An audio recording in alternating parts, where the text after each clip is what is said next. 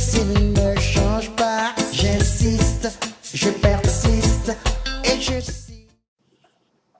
Bonjour et bonsoir, chers amis qui suivez 5 sur 5 médias. Une fois encore, c'est moi, Mac Lushimba, dans mon programme Franc-Parler. J'ai une question à vous poser. Chers amis, chers frères et sœurs, chers compatriotes, est-ce que l'ambition, c'est un péché en politique? C'est-à-dire quand je fais la politique. Donc, ce désir-là de vouloir monter d'échelon, c'est-à-dire si je suis par exemple député, gouverneur, ministre, ou bien je ne sais pas, bourgmestre quelque part là, j'avance sur le plan politique et je me dis non, moi aussi j'ai envie de devenir, par exemple, président de la République démocratique du Congo. Est-ce un péché?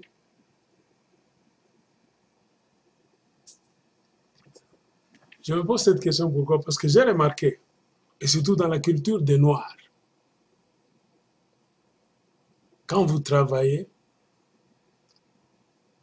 ils ne supportent pas que les autres aient des ambitions. C'est aussi une source de problème. Et aussi, ça me pousse à comparer ce que les gens disent sur le net. Mais il y a quelqu'un qui parlait encore de Moïse Katumbi. Excusez-moi, parce que c'est l'homme qui fait verser trop d'encre et de salive pendant cette période au Congo démocratique. Pourquoi? Parce qu'il s'est autoproclamé clairement que je vais être président de la République démocratique du Congo et ça lui a attiré les foudres du pouvoir en place. Il y a même des gens qui disent non, c'est le président Joseph Kabila qui l'a fabriqué, qui l'a créé. Et Moïse n'était rien, il n'est encore rien, tout ça. Et quand vous suivez tout ça, le problème, ça vient d'où? C'est parce que dans leur groupe, quand ils vivaient ensemble, il y a des gens qui se contentaient et qui se contentent encore de leur position. C'est-à-dire, Joseph, c'est leur Dieu. C'est leur empereur, leur roi, leur créateur. Tous là où ils sont, c'est comme des moutons dans une ferme qui ont pour devoir d'obéir aux ordres, de manger, de boire, d'aller faire leurs besoins et d'aller dormir. Se réveiller encore demain et continuer toujours la chaîne de la même vie. Quand vous évoluez, il y a quelque part les gens qui sont mécontents. C'est ce que j'ai remarqué. Remarquez, regardez très bien autour de vous. Ceux qui sont au pouvoir en Afrique veulent demeurer là-bas éternellement. Parlons du cas de l'Ouganda. Museveni est là. Il ne tolère pas que quelqu'un d'autre, intelligent, fort, stratège qu'il soit, puisse prétendre que lui aussi peut diriger l'Ouganda un jour. Regardez au Rwanda. C'est la même histoire avec Paul Kagame. Il est là. Le Rwanda, c'est devenu comme son royaume. Quand vous avez des ambitions, vous êtes intelligent, soit dans votre organisation, votre parti politique, il sent que vous êtes en train de monter là-bas, d'être apprécié par les autres. Il doit tout faire pour vous casser.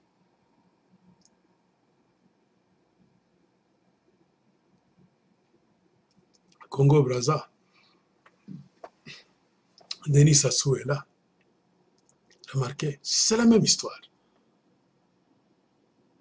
C'est-à-dire, tous ceux qui ont des ambitions, c'est-à-dire qui disent, oh, le Congo nous appartient à nous tous, c'est le pays de nous tous. Donc c'est possible, j'ai étudié, vu le travail que j'abats dans notre parti politique, dans notre gouvernement, moi aussi je peux devenir président du Congo, Brazza par exemple, un jour. Et le fait, soit de montrer cela, ou bien de parler de cela, ça crée toujours des problèmes. Et vous n'allez pas être en bon terme avec Denis Sassou. Remarquez, il est là. Il prend tout le temps peuple en otage. Dans le Congo, c'est son domaine privé. Allez au Burundi, avec Pierre Nkurunziza.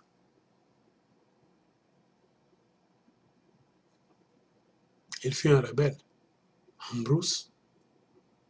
Après avoir lutté contre le pouvoir minoritaire, tout ce qui était là, la majorité a pris le pouvoir au terme des négociations là. Et il est là aujourd'hui.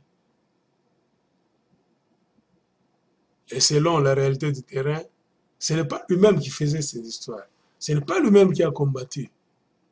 C'est l'histoire d'un groupe. Des gens qui ont mouillé leur chemise, qui ont même versé leur sang pour faire à ce qu'ils soient là aujourd'hui. Et ils avançaient très bien, sans problème. Et au fur et à mesure, quand le mandat allait à la fin, comme les présidents africains sont des égoïstes, Nkurunziza aussi a senti qu'il n'allait pas laisser le pouvoir. Et tous ceux qui avaient des ambitions, soit d'eux-mêmes comme ça, ou bien tous ceux qui étaient félicités par les autres membres de leur parti politique, ils ne les voyaient pas d'un bon oeil. La solution, c'est quoi? Il fallait les faire taire. Comment? La plupart, c'est si on ne t'envoie pas en exil, si on rate de te tuer, alors on t'est liquidé. Le même système de présidence africaine.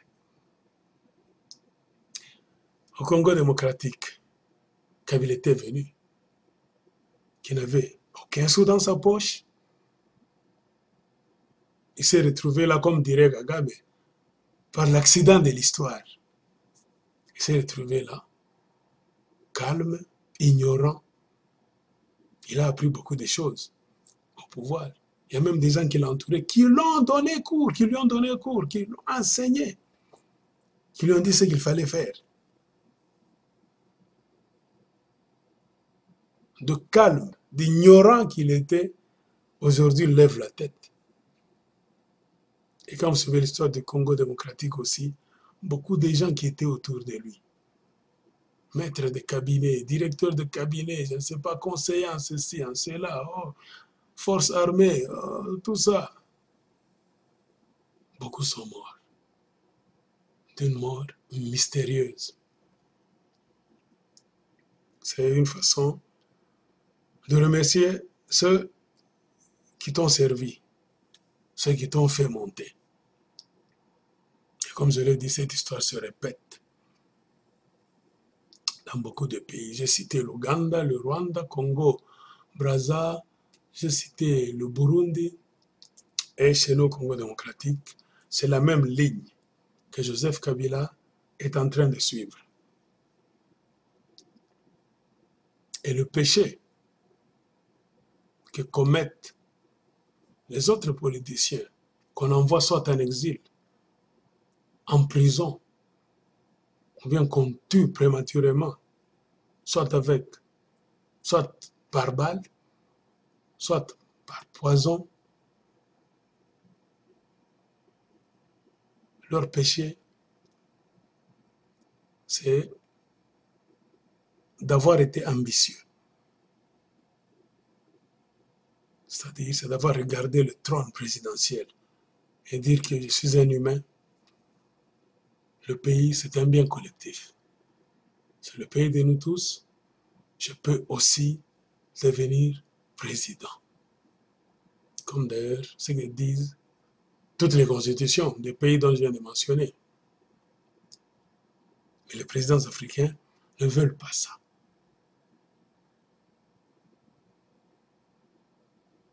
Et c'est ce qui fait qu'ils étouffent l'épanouissement du pays, l'épanouissement de la jeunesse. Ils étouffent le progrès du pays dans l'œuf. Pourquoi? Parce qu'ils sont des sadiques, des égoïstes et des criminels. Et comme c'est eux qui tiennent les rênes du pouvoir en main, qui contrôlent les médias, tout, ils créent des histoires et quand ils veulent parler de leurs rivaux politiques, de leurs opposants, c'est toujours dans des termes, ils sont des criminels. Ils voulaient me faire ceci, ils voulaient faire un coup d'État, ils voulaient me tuer, tout ça. Et quand bien même, il y a maintenant ces idées-là qui entrent dans le chef de la classe politique en Afrique souvent, c'est parce qu'on a des chefs d'État égoïstes qui ne veulent pas avancer, qui veulent se maintenir au pouvoir éternellement et tenir les autres. Donc, comme des chiens, là-bas, une laisse, là-bas, une corde. Et ceux qui les adorent, qui les respectent, qui les prennent pour des petits dieux, ceux-là sont traités comme les domestiques de la maison, les esclaves de la maison, les bons garçons qu'on utilise pour battre campagne, chanter. Remarquez, c'est ce qui s'est fait dans les pays dont je viens de mentionner. Remarquez au Congo, il y a des gens qui chantent pour Kabila. Même des gens qui ont étudié, qui ont des doctorats, des diplômes, tout ça, qui sont là pour présenter Kabila. Même illégalement, qu'il faut qu'il reste là. La folie des Africains, l'imbécilité au centuple.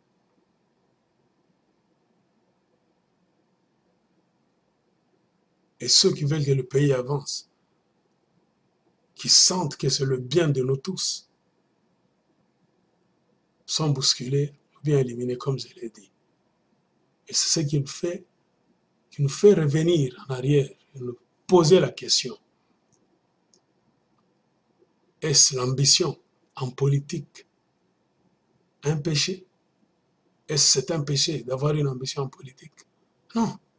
Remarquez que d'autres pays, si aujourd'hui nous parlons de l'Occident comme un modèle de développement, c'est parce que les Occidentaux sont ambitieux. Ça commence dans la famille. Un papa qui met ses enfants au monde, qui les amène à l'école gardienne, école primaire, je ne sais pas, là-bas, dans une école, université, dans la vie courante. Les parents, les pasteurs à l'église, dans le groupe de travail là-bas. Il y a un système mis en place qui pousse les gens à s'épanouir, à ne pas se négliger, à ne pas se sous-estimer, à se poser toujours des questions, à se dire « pourquoi pas moi ?» Comme lui est là, c'est un humain comme moi. Qu'est-ce qu'il a de spécial? Il mange la même nourriture que moi. Il boit la même eau que moi. Il n'est pas extraterrestre. Donc, comme il fait cela, moi aussi je peux le faire. Vous comprenez? Le pays respire, le pays avance. Pourquoi? Parce qu'on forme la jeunesse. On forme les citoyens à avoir le goût du travail et de l'ambition. Je me rappelle ce que disait la chanteuse américaine, nord-américaine, Diana Ross. Dans une interview, c'était dans les années 82, 83, si je ne me trompe pas. Elle avait posé la question à propos de l'ambition. Diana Ross avait bien répondu. Elle avait dit que vraiment un homme, un être humain qui n'a pas d'ambition aura toujours des ennuis dans sa vie. Il faut avoir des ambitions. Ça dit viser très haut. Aujourd'hui, je suis ici. Je voudrais demain être là. Dans 6 mois, dans une année, je travaille pour être là. Donc je vais tout faire pour être là aussi. Mais chez les Africains, on ne supporte pas ça. Quand tu es dans leur parti politique là, jeune, d'un âge mûr, tu travailles bien, tu commences à avoir du succès, et tu dis, je peux devenir ce président demain. Ou bien même si tu ne le dis pas, ils sentent que tu as le vent en poupe, tu es aimé, tu as trop de fanatiques. C'est toi l'homme du moment. La majorité des gens au pays te réclament, t'adulent, t'adorent, t'aiment, et veulent que tu deviennes leur leader, leur directeur, leur président. Au lieu d'être contents, même quand ils sont dans un même parti politique, les Africains sont toujours jaloux. Ils sont capables de détruire leur parti politique, de détruire tout ce qu'ils ont construit ensemble. Pourquoi? Pour qu'un homme demeure aux commandes éternellement au détriment de tout le monde. Et c'est ce qui a fait que, même dans la tête d'autres jeunes Africains, on leur a donné ce virus-là. On voit les jeunes universitaires aller chanter comme au Congo, Kabila, Oumela, Oumela. Tu dis Oumela. Peut-être tu es jeune. Regardons un peu dans le gouvernement. Kabila est trop jeune. Plus jeune que beaucoup de gens qui travaillent pour lui, qui sont dans le gouvernement. Ces docteurs là-bas, ces licenciés, ces ingénieurs-là, on voit là comme des moutons là de panurge s'abaisser, n'avoir même pas d'ambition. Pour dire qu'il a commencé par ici, c'est Kabila s'est arrêté par ici. C'est-à-dire le développement s'arrête par ici. Moi, je peux prendre le relais, c'est-à-dire continuer par là où il a laissé et faire avancer le pays. Ils sont tous là. Oh non, qu'ils restent là, je pense que pour le moment, comme le cas du Congo, comme disait le célébrissime King Mulumba, un soi-disant docteur.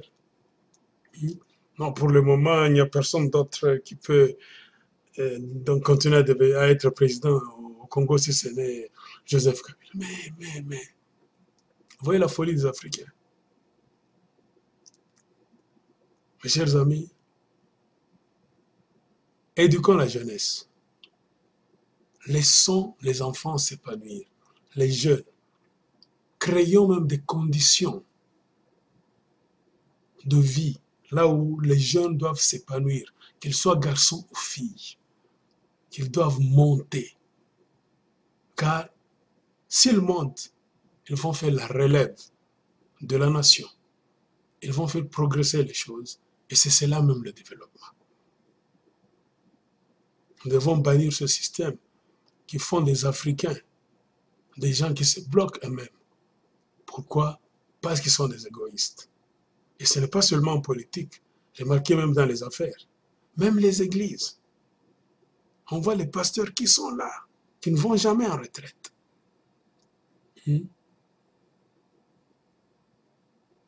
Donc, nous devons avancer. Et pour qu'un pays avance, il faut la liberté de penser, de mouvement, le travail et l'ambition aussi. Car l'ambition n'est pas un péché. Et c'est l'ambition qui fait tourner le monde.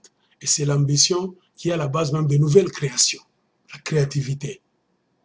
C'est-à-dire, les anciens ont travaillé, sont arrivés ici. S'ils ont laissé par ici, nous, les gens d'aujourd'hui, nous devons prendre la relève, continuer par là où les anciens ont laissé et aller vers le haut. Sans ambition, on a des ennuis. Je vous remercie. Tout change, tout évolue. Seuls les imbéciles ne changent pas. Tout change, tout évolue. Seuls les imbéciles ne changent pas. J'insiste.